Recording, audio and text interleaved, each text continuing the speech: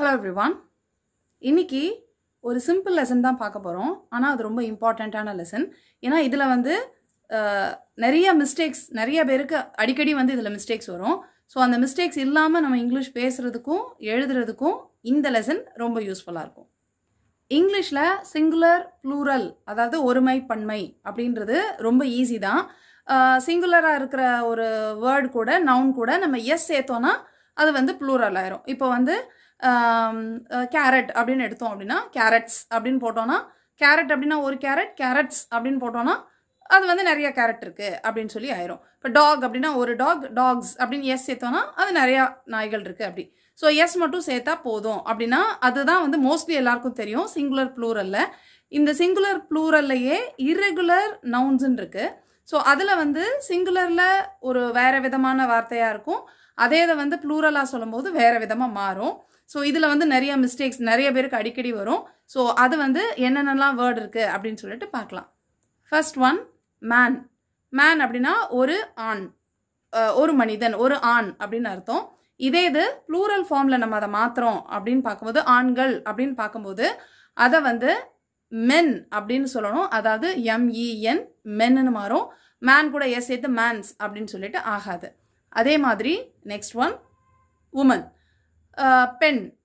அதே இது ப்ளூரலில் பார்க்கும்போது விமென் அப்படின்னு சொல்லிட்டு மாறும். இதுலேயும் நம்ம வந்து இந்த மாதிரி இப்போ நம்ம பார்க்க போகிற இந்த இர்ரெகுலர் நவுன்ஸ் எல்லாத்துலேயுமே வந்து எஸ் சேர்க்க வேண்டாம், வேற மாதிரி அந்த ப்ளூரல் வந்து மாறுது. ஸோ அதுதான் நம்ம பார்க்குறோம்.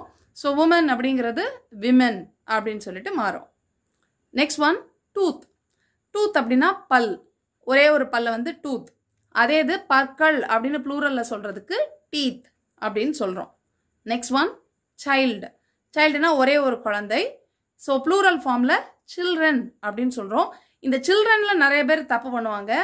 அதாவது குழந்தைகள் அப்படின்னு சொல்லும்போது சில்ட்ரன்ஸ் அப்படின்னு சொல்லிட்டு எஸ் சேர்த்து எழுதுவாங்க. அது வந்து தப்பு. சில்ட்ரன்னே வந்து ப்ளூரல் தான். சில்ட்ரன் அப்படின்னாலே குழந்தைகள் அப்படின்னு தான் அர்த்தம். அது கூட எஸ் சேர்க்க தேவையில்லை. Next one mouse. மவுஸ் அப்படின்னா எலி, அதோடைய plural form mice. Next one person. பர்சன்னா ஒரு மனிதன், பர்சன். ஸோ அந்த பர்சனுக்கு ப்ளூரல் ஃபார்ம் மக்கள், நிறைய பேர் இருக்கிறாங்க அப்படின்னா மக்கள்னு சொல்லுவோமா. ஸோ மனிதர்கள் இல்லை மக்கள் அப்படின்னு சொல்றதுக்கு பீப்புள் அப்படின்னு சொல்லணும். இதுலேயும் நிறைய பேர் பண்ணுற மிஸ்டேக், இந்த பீப்புள் கூட எஸ் சேர்த்து பீப்புள்ஸ் அப்படின்னு சொல்லுவாங்க. அதுவும் தப்பு தான். பீப்புள் அப்படிங்கிறதே ப்ளூரல் ஃபார்ம் தான். நிறைய பேர் இருக்கிறாங்க அப்படின்னா அது வந்து பீப்புள். Next one ox. ஆக்ஸ்னா எருது. ஸோ ஆக்ஸோடைய ப்ளூரல் ஃபார்ம் ஆக்சன், இஎன் சேர்க்கணும். Ox, oxen. Next one sheep. இந்த ஷீப்புக்கு வந்து என்ன அப்படின்னா ப்ளூரல் ஃபார்மும் ஷீப் தான், அது கூட எஸ்ஸும் சேர்க்க வேண்டாம், அது வேற மாதிரியும் மாறாது. ஷீப் வந்து ஷீப் தான். நெக்ஸ்ட் ஒன் நைஃப், கத்தி. ஸோ நைஃப் வந்து ரொம்ப வித்தியாசமாக மாறாது, கொஞ்சம் ஆனால் ஸ்பெல்லிங் மட்டும் மாறும். ஸோ நைஃப் அப்படிங்கிறது நைஃப்ஸ் அப்படின்னு மாறும். அதில் வந்து எஃப் சவுண்ட் இருக்காது, பட் நைஃப்ஸ் அப்படின்னு சொல்லிட்டு விஇஎஸ் சேர்க்குற மாதிரி வரும். Next one leaf. லீஃபும் அதே மாதிரி தான், ஒரு இலை அப்படிங்கிறது லீஃப்.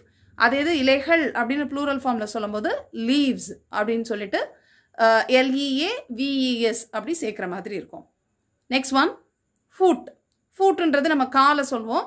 ஸோ ஃபுட் அப்படிங்கிறது சிங்குலர், அதோடைய ப்ளூரல் ஃபார்ம் ஃபீட். நீங்கள் உங்களுக்கு தெரிஞ்ச இர்ரெகுலர் நவுன்ஸை இதே மாதிரி சிங்குலர் ப்ளூரலோட காமெண்ட் பண்ணுங்கள். I'll meet you in the next lesson. Thank you. Bye.